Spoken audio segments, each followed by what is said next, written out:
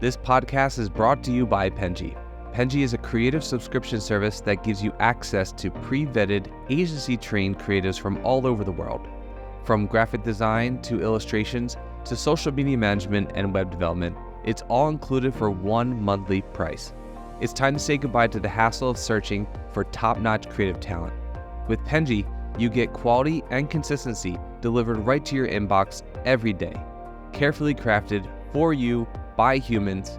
So meet your new creative team today. Head over to penji.co for more and enter the coupon code located within the podcast show notes.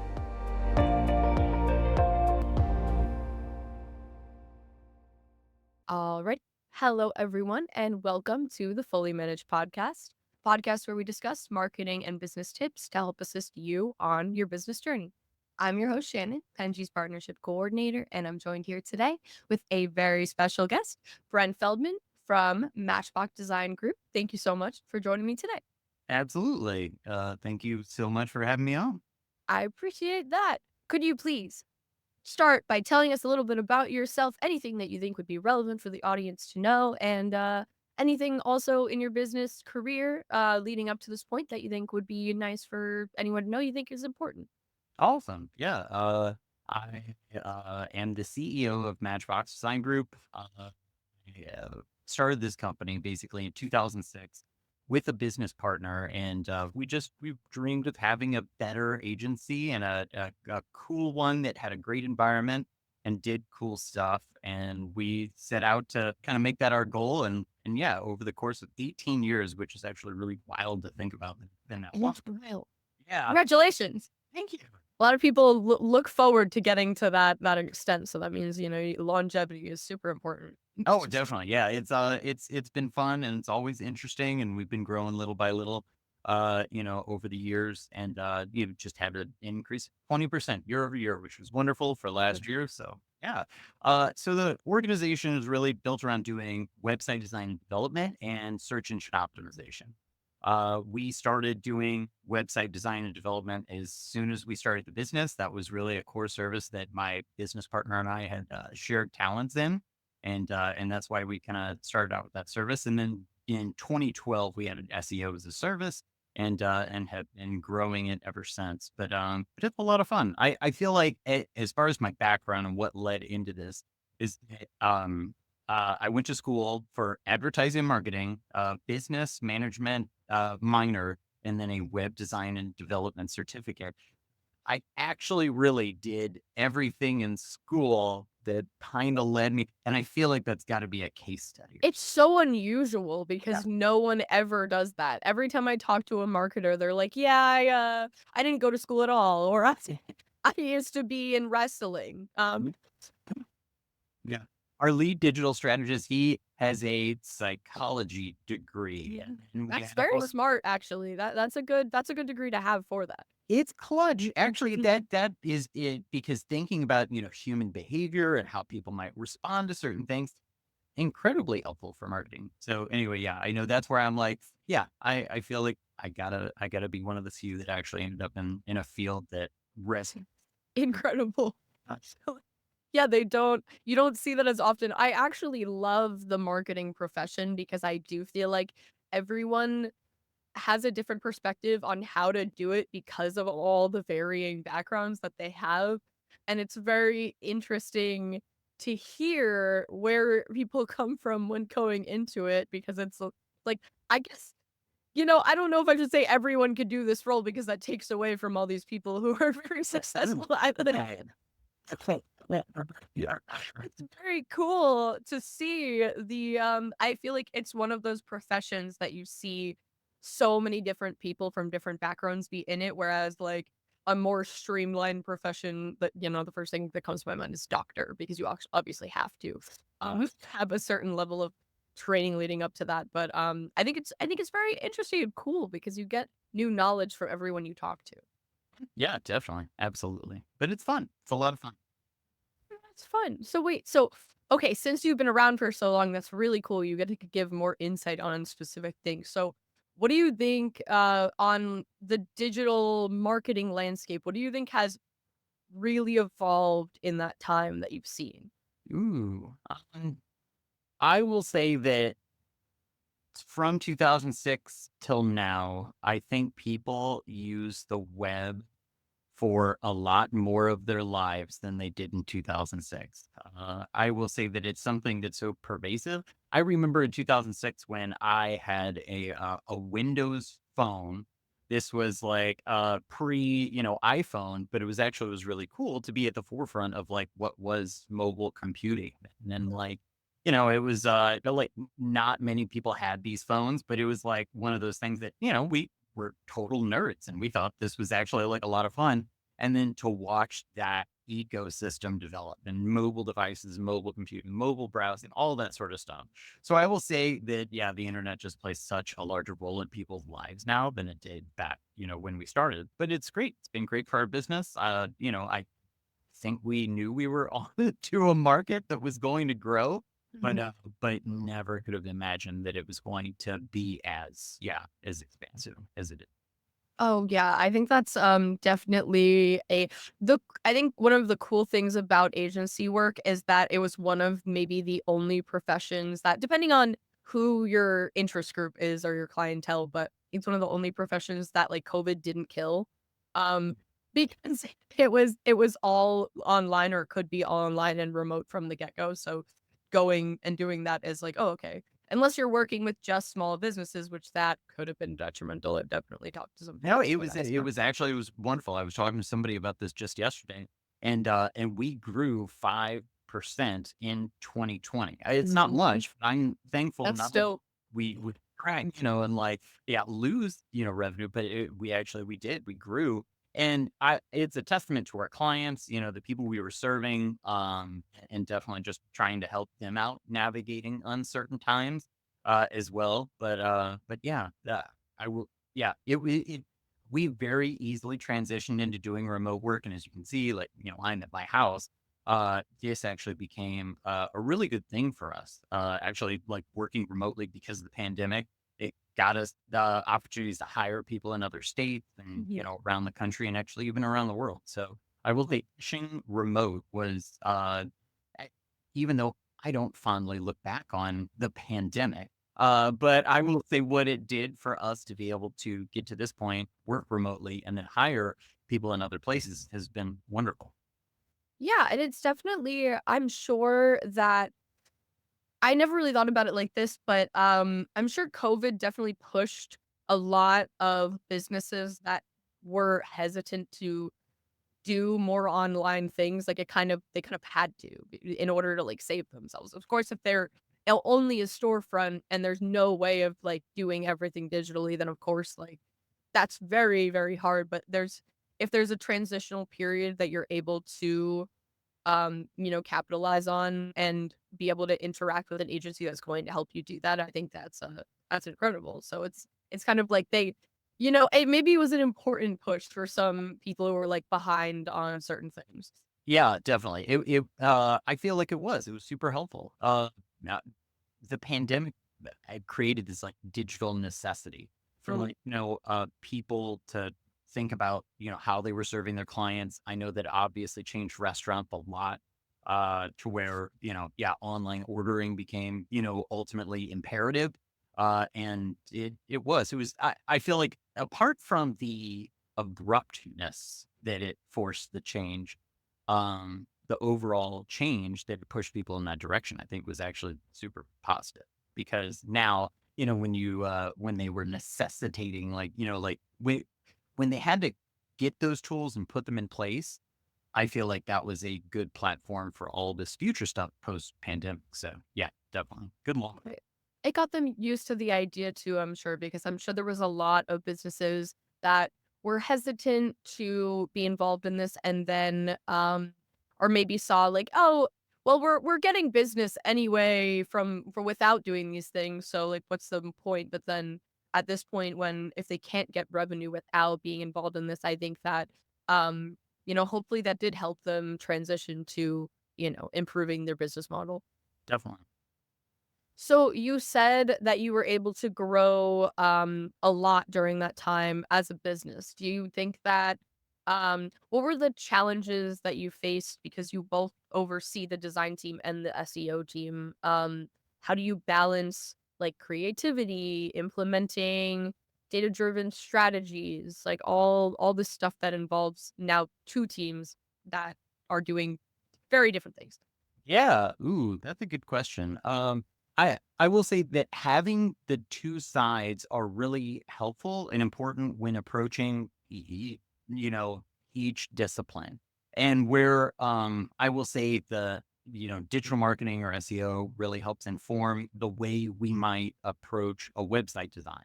Thinking about like, what are appropriate places for calls to action? What is the best, sort of user experience around the funnel that we may want? What is a good, hierarchy structure so that we can make sure that each page communicates well?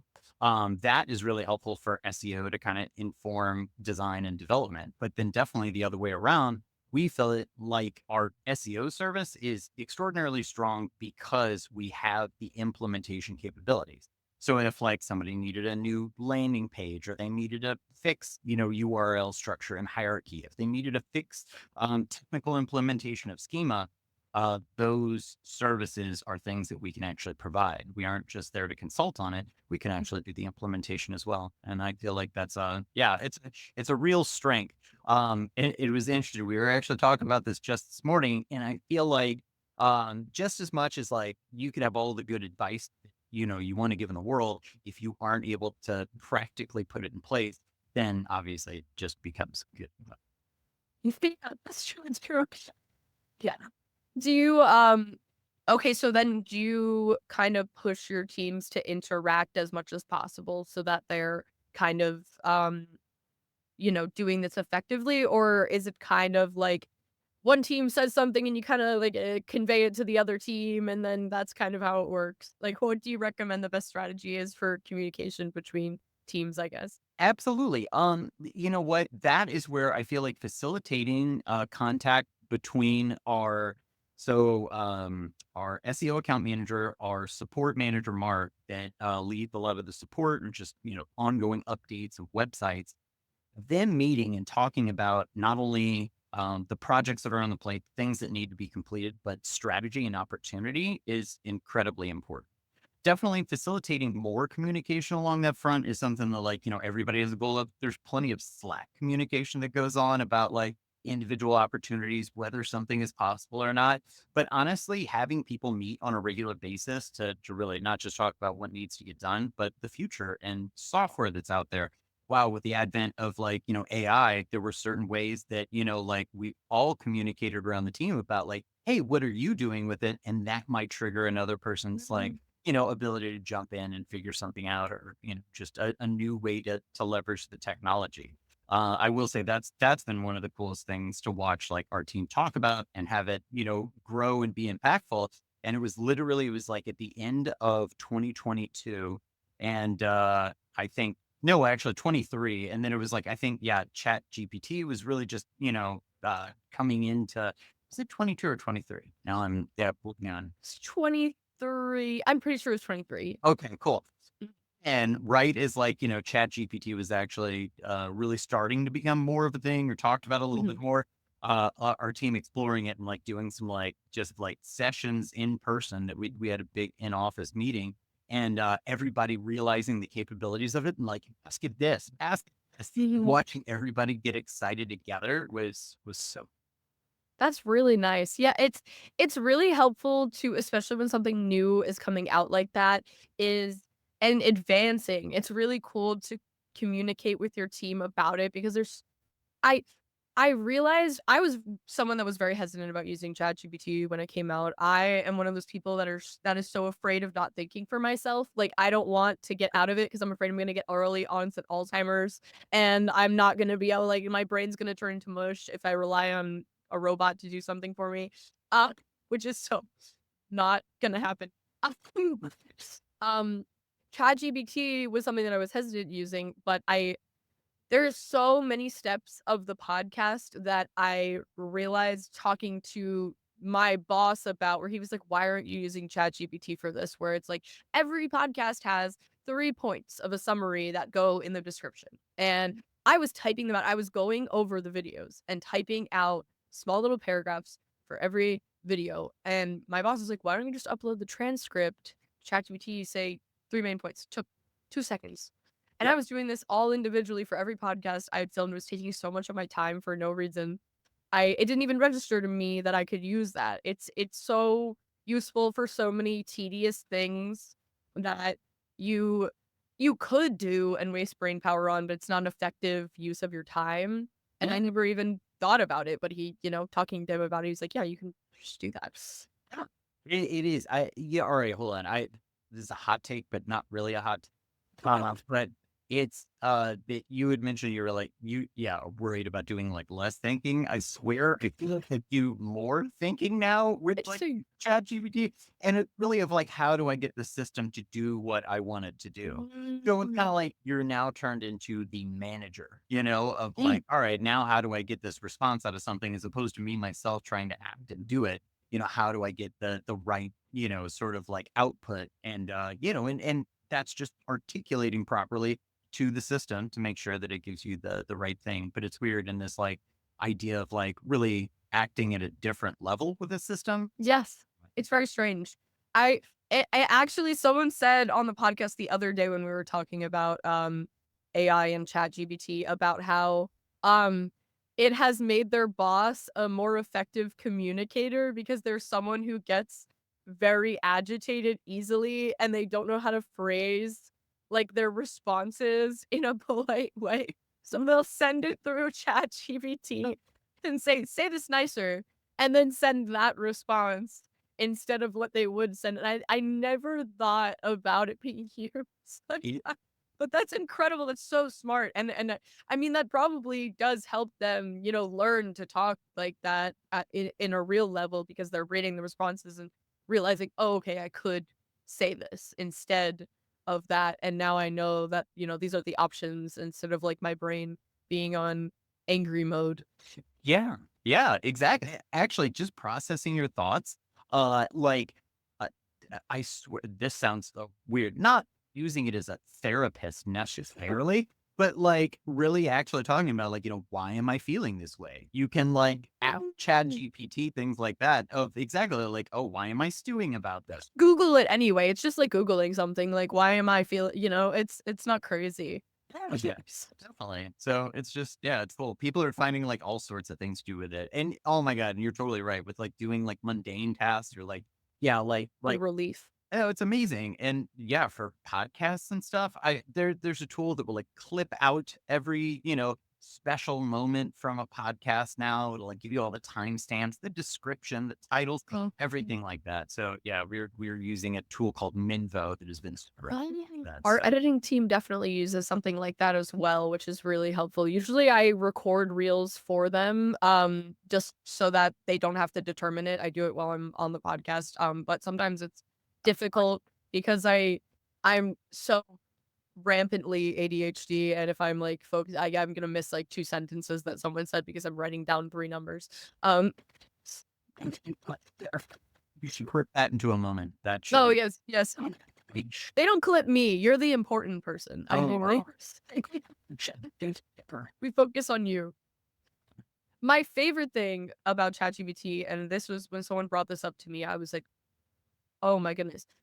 If you have ingredients in your house that you want to use, but you don't know what to make them into, ChatGPT recipe including these 3 ingredients. that's brilliant. I never even I hate wasting food and I constantly like I'm not creative enough to create a meal sometimes out of my leftovers or whatever it may be and they're like best thing on the earth. This has nothing to do with marketing, but I just No, like no, to share that. perfect. No, it's great tip for anybody.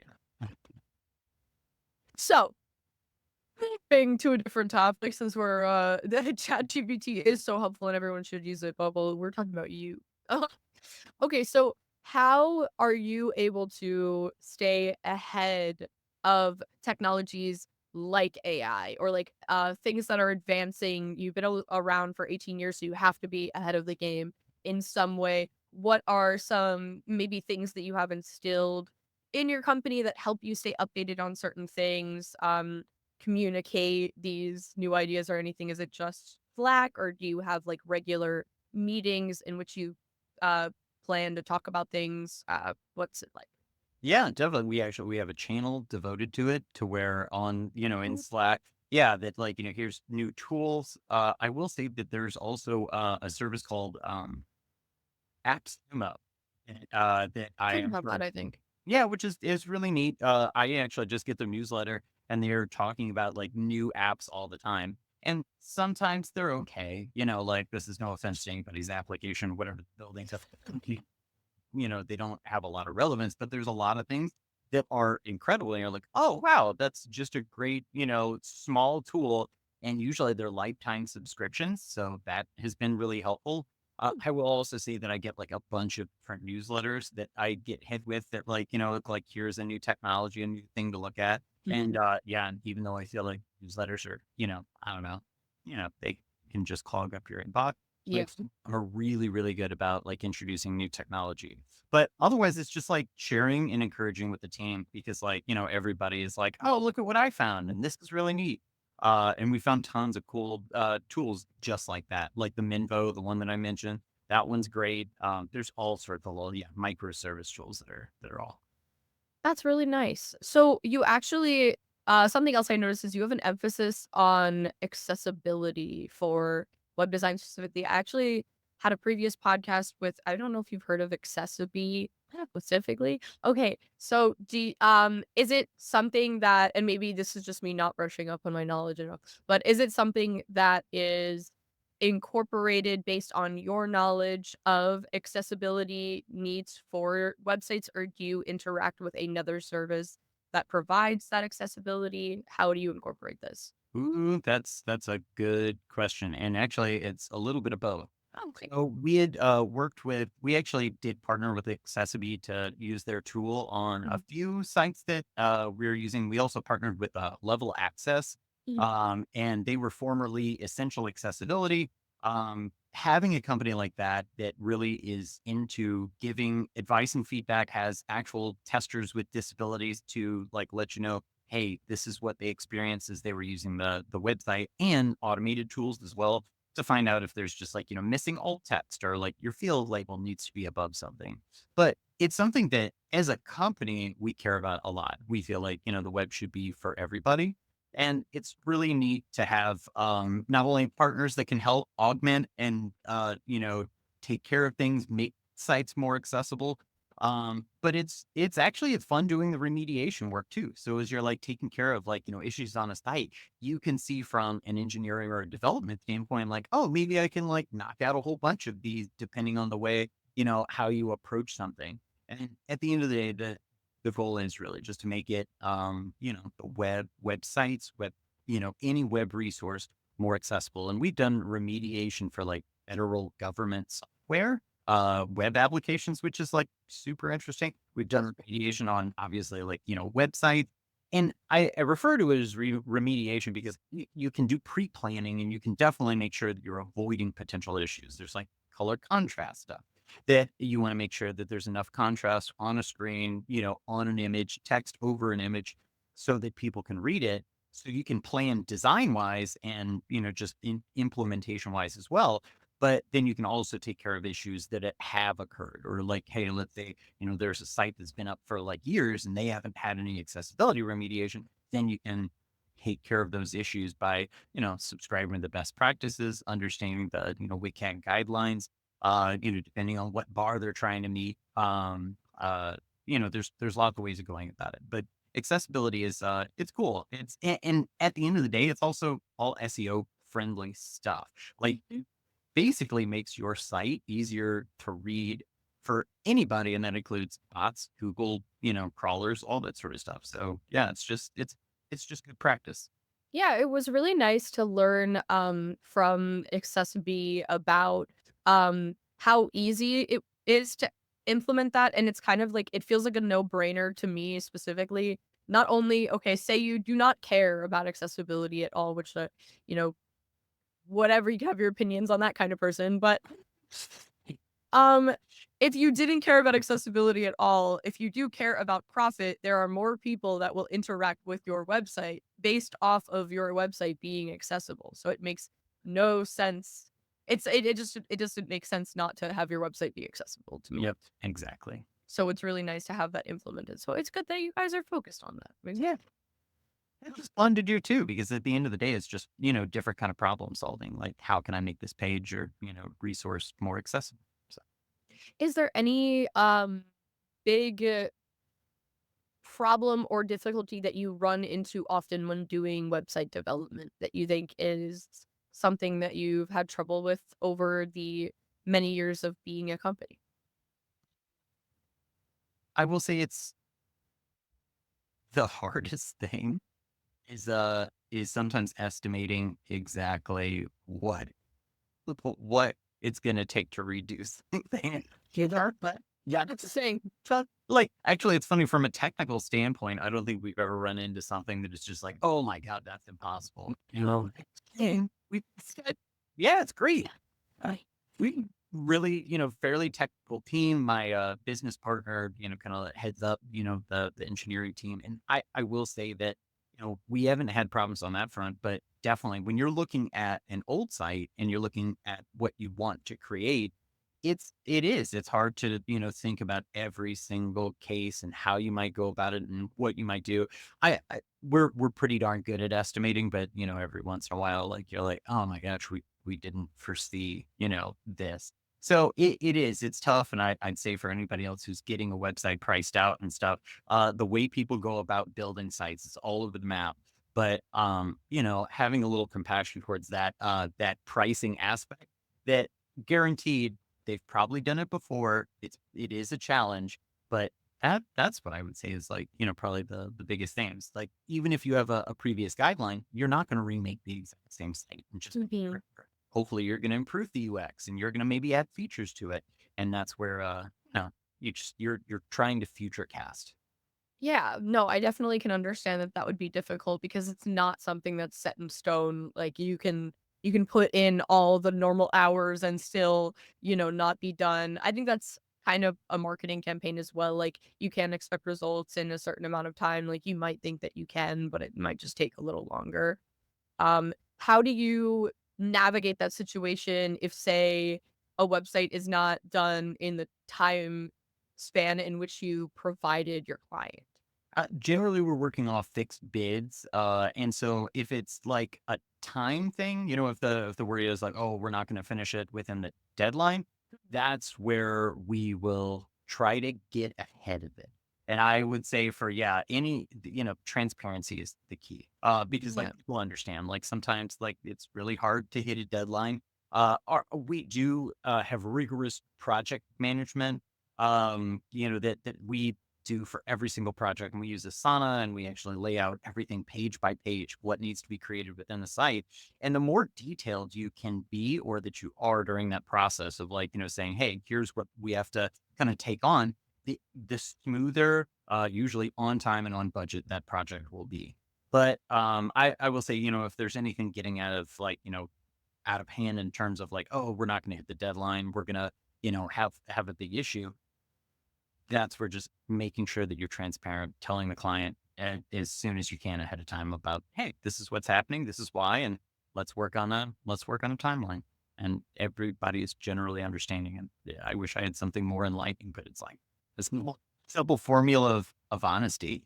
Yeah, no, I think that a lot of people won't say this or advertise it, but do try to sweep things under the rug and try to, complete something as fast as possible to make a deadline rather than, actually put the time and the effort to, communicate with them and see if we can like sort something out. Whereas like uh I don't think that's bad advice or like advice that's not obvious. I think that there are things that seem obvious, but people don't implement in their strategy. So I don't. Yeah.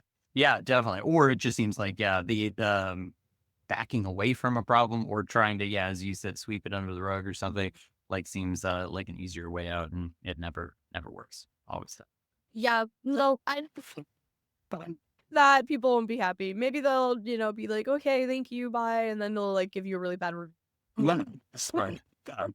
You don't want that. Okay, so we're coming up on time, but I want to ask you maybe a more fun question.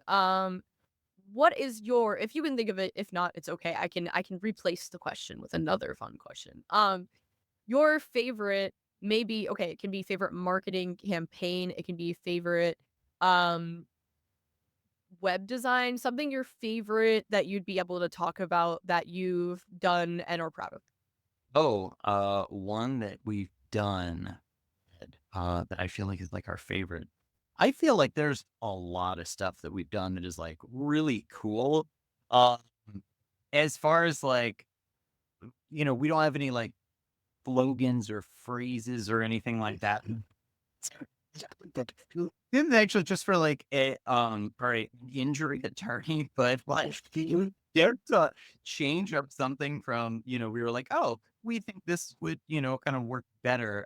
So like sometimes like, we're doing small sort of suggestion thing. But as far as like campaigns or site, like we've done oh boy, a tool. This is gonna sound weird and kind of obscure, but sometimes those are the most fun ones. But we built a tool for a large communications company that I don't know if I can mention or not. That's okay. I'll hold the name, but we actually created the UI UX for the tool that basically alerts all of their subscribers in a storm. So that basically, yeah, and it used to be an That's kind of cool. IT thing. And they had to basically every time they had an issue, they had to get somebody from the IT or, to actually run the tool. But they wanted to put it in, other people's hands, but nobody could use the tool because it was just absolutely awful. So that's why they asked us to create some new UI UX, new interface design for this tool. It got rebuilt and it is still in use. So I mean, like it's awesome. It's kind of a simple thing, but it's actually critical. So I mean, like it's cool to be able to develop things like that for people. But yeah, even for like large brewers, like like AB, we designed their NFT thing. I don't even think it ever went through. That's There was- really funny. yeah. We were going, flash in the pan, and everybody was getting, let's do an NFT, and it Oh was no. cool. It was like fun to be able to design something on that front. But yeah, we've done lots of really cool projects. But I will say the more obscure, weird ones are always the fun. Yeah, I think that it scratches that part of your brain that wants to do something new. I think that it's very funny because I talk to a lot of agencies that have a very specific niche, and I know that that's a great strategy for, being the best at what you do and all that jazz, but I also think that I always wonder if how they don't get bored. And I'm sure that, there's different ways of advertising things. If anything, maybe that's why they don't get bored because they have to think of a new way every time. And Yeah. maybe that's, that's innovation is, finding this, I guess, a different way to do the same thing. Um, Over and over and over. yeah, over and over again, but that's insane. No, but But you're it's cool. it's awesome. And I will say that that's actually something we're looking at right now, but actually it's a challenge my business partner and I, because like, yeah, for people with like ADHD, you're always like digging into like something new Mhm. and the feeling like you could solve anybody's problem. Like, like you're basically internet web thing, you stripped it down at least to that. But that it's hard to be like, oh, I'm only going to do this, one service forever because yeah, I think you don't want to get bored, but definitely you're right. Mhm. Focusing on a niche in order to like make sure that you can Sounds we're good, makes sense. we're figuring that out right now so that we can concentrate on just one thing. And yeah, and then our job will be to reinvent the wheel for that thing over and over and over. It should be fun. It'll be great. When you niche down, you don't have to stop taking on new projects. You just kind of like, that's just where you're gonna do the best at, or you're gonna get the most clients from. It doesn't, you don't Yeah. have to say no to everyone. You're still probably gonna get other people connections from other projects that you've done before you niche down, asking you for something, or it doesn't make you don't have to stop. Yeah. Stop. I heard the term ICP focused but flexible. And Mhm. and every time I hear ICP, I think of Insane Clown Posse, but that's not it. I also think of Insane Clown Posse. Actually, when I didn't understand marketing terms when I started in the marketing world, I had to do a double take and look it up while I was talking to someone, which is very fun. We're all just started referring to our clients as juggalos. I'm gonna start doing that. Actually, I don't think my boss would be really happy about that. But well, thank you so much for joining me today. I think this was a wonderful time. I learned a lot, and that's my favorite thing to do on the podcast. So thank you. And Thank yeah, you. it was a fun time. Yeah, that was great. I appreciate you having me.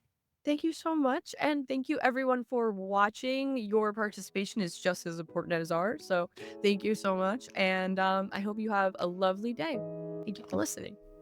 You've been listening to Fully Managed, brought to you by Penji. Check out the show notes to learn more about today's guest, and to learn more about Penji, the human-first creative subscription service, head over to penji.co. And by the way, if you're still listening, it would mean the absolute world to us if you were to share this podcast with a friend, and of course, subscribe.